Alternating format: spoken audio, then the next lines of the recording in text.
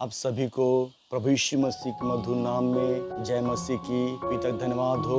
और आज हम सीखने जो जा रहे हैं, आपने देखा ही होगा थंबनेल में, उसका विषय है पवित्र आत्मा का तलाक, divorce of the Holi spirit. आप सोचते होंगे क्या पवित्र आत्मा भी तलाक होता है? क्या हो सकता है? तलाक ऐसा शब्द है जो सुनने देखने में हमें अच्छा नहीं लगता, लेकिन हमें सीखना अवश्य है ये बातें क्यों होती है। और मैं सोचता हूँ शायद ये बहुत ही महत्वपूर्ण विषय है। शायद पहली बार आप सुन रहे होंगे या नहीं सुने होंगे इसके बारे में। आइए हम जाते हैं और सीखेंगे ये क्या चीज है, ये विषय क्या है आज के बारे में। ये पवित्र आत्मा तलाक क्या चीज है, क्यों होता है, कैसे होता है। पवित्र शास्त्र बाइबल से हम सीखने का प्रयास करेंगे। पवित्र आत्मा परमेश्वर की प्रतिज्ञा और वाचा की वह आत्मा है जो उसने वादा किया कि मैं सब प्राणियों पर अपने आत्मा ले लूंगा, और परमेश्वर ने अपनी आत्मा को डेला। और आज देखते हैं दुनिया भर में प्रभु के माने हुए लोग आज पवित्र आत्मा से परिपूर्ण होकर जीवन जी रहे हैं। लेकिन दुख की बात है आज मसीही जगत में 90% लोग पवित्र आत्मा को न जानते हैं, न मानते हैं, न विश्वास करते। क्यों 10% ऐसे लोग हैं जो पवित्र आत्मा को जानते, मानते, विश्वास करते हैं। आज हम सीखेंगे पवित्र आत्मा को न जानना, न मानना, उस पर विश्वास न करने परिणाम क्या होता है। लगभग ये दिन भर के वीडियो है, उन गहराई में जाऊं, हर एक बात को आपके सामने एक्सप्लेन करूं। बहुत लंबा वीडियो बन सकता है, लेकिन आपके सामने मैं केवल थोड़े शब्दों में वचन टू वचन आपके बीच में रखूंगा। आइए हम आगे बढ़ते हैं और सीखेंगे। पहली बात, नई वाचा या प्रतिज्ञा आत्मा है। The new covenant is the spirit of promise.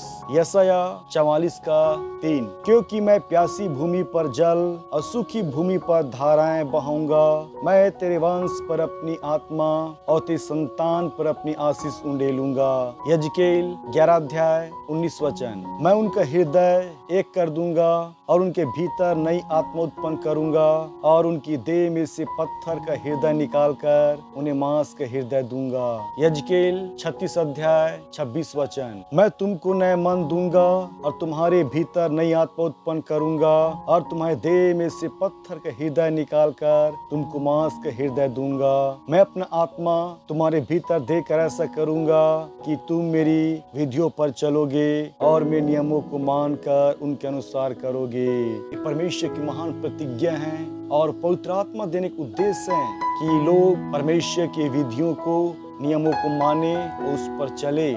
इसलिए परमेश्वर ने पवित्र आत्मा दिया है और देता है, और पवित्र आत्मा देगा भी मांगने वालों को। हमें जानना है कि परमेश्वर का उद्देश्य, मनसा क्या है, वो पवित्र आत्मा क्यों देना चाहता है हमें। आज देखते हैं लोग शैतान के बारे में, दुष्ट आत्मा के बारे में बहुत जानते हैं, लेकिन दुख की बात है लोग पवित्र आत्मा बारे में वो कैसा काम करता है हमारे जीवनों में आज लोग बहुत कम जानते हैं। हमेशा मैं सिखाता हूँ आपका विश्वास पिता, पुत्र, पवित्र आत्मा और परमेश्वर के वचन पर 100% अविश्वास रखिए। तन मन से परमेश्वर भरोसा रखिए। योवेल नबी पुस्तक 2:28। उन बातों के बाद मैं सब प्राणियों पर अपना आत्मा उंडेलूंगा। तुम्हारे बेटे बेटियां भविष्यवाणी करेगी, और तुम्हारे पुरनिये स्वप्न देखेंगे, और तुम्हारे जवान दर्शन देखेंगे। तुम्हारे दास दासियों पर भी मैं उन दिनों में अपना आत्मा उंडेलूंगा। देखिए परमेश्वर क्या ही महान प्रतिज्ञा है ये। वो हर एक को अपनी आत्मा देगा और दिया है। देखते हैं ये भविष्यवाणी, ये तो काम 2 अध्याय पूरा हुआ। परमेश्वर जो वादा किया, इसलिए मैं जानना है पवित्र आत्मा वो नई वाचा प्रतिज्ञा आत्मा है, और हर एक के लिए है। जो ढूंढेगा, जो खोजेगा, जो मांगेगा, परमेश्वर उसको पवित्र आत्मा देगा। हम देखें इन वचनों में कि परमेश्वर उद्देश्य क्या है देने का। आज जब पवित्र आत्मा आएगा वो कैसा काम करेगा, यहाँ पर साफ लिखा है। वो दर्शन देखेंगे, भविष्यवाणी करेंगे, उनकी विधियों पर चलेंगे, नियमों को पालन करेंगे। अब पवित्र आत्मा परमेश्वर की महान आज्ञाओं को पालन करवाता है, उसके राहों में हमें चलाता है पवित्र आत्मा।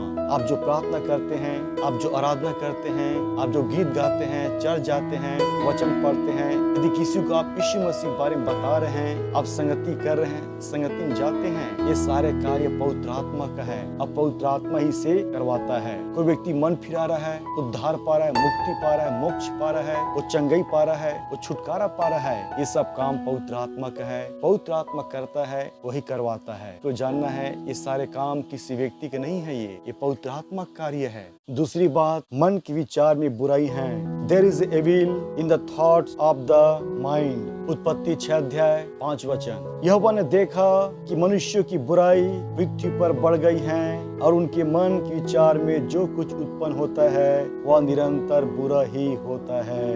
नीति वचन 24 अध्याय 9 वचन। मूर्खता के विचार भी पाप हैं। आज इंसान के मन इतना दूषित हो चुका है, उनके विचार भी इतना दूषित हो गया है। यदि आपने पवित्र आत्मा पाया है, अभिषेक को प्राप्त किया है, लेकिन आपके विचार, आपकी सोच यदि ऐसी है तो पवित्र आत्मा क्यों कर आपके जीवन में रहेगा। अभी आगे हम सीखेंगे, हम सीखते जा रहे हैं। सोचिए, इसलिए पवित्र आत्मा क्यों आता है, क्यों दिया जाता है। पवित्र आत्मा जब आता है तब आपके विचार, आपकी निगाहें, आपके सोच को पवित्र करता है। हमारे पुराने जीवन, पुराने सोच विचारों को पवित्र आत्मा बदलता है, हमें नया करता है, हमें शुद्ध करता है, पवित्र करता है। इसलिए पवित्र आत्मा हमारे जीवन में आता है, वो कामों करता है, अद्भुत कामों को। तीसरी बात, हानि की कल्पना करना, इमेजिन द लॉस।